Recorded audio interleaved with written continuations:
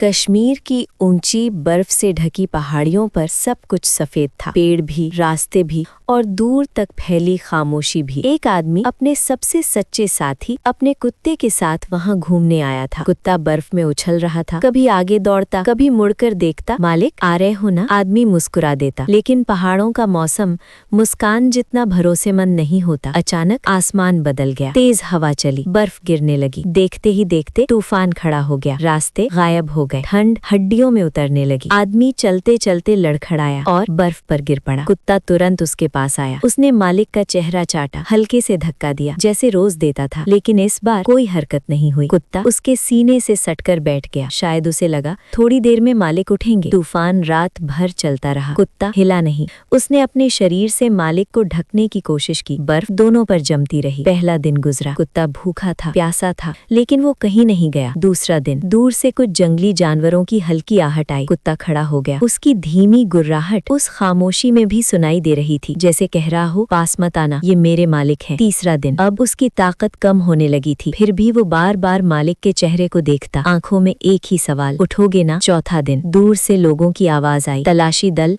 उन्हें ढूंढते हुए वहां पहुंचा। उन्होंने देखा बर्फ के बीच एक कुत्ता चुपचाप बैठा है, कमजोर लेकिन सतर्क, जैसे अब भी पहरा दे रहा हो। लोग पास आए तो वो पहले मालिक के सामने खड़ा हो गया, फिर धीरे से हट गया, मानो कह रहा हो, अब आप आ गए हैं, इन्हें संभाल लीजिए। लोगों की आंखें भर आईं। 4 दिन बिना खाए बिना पिए, सिर्फ इसलिए कि उसका मालिक अकेला न रहे। लेकिन उसे कहाँ पता था कि अब मालिक कभी नहीं उठेगा। आज भी कहते हैं, वफादारी अगर देखनी हो तो शब्दों में नहीं, उस कुत्ते की आंखों में देखो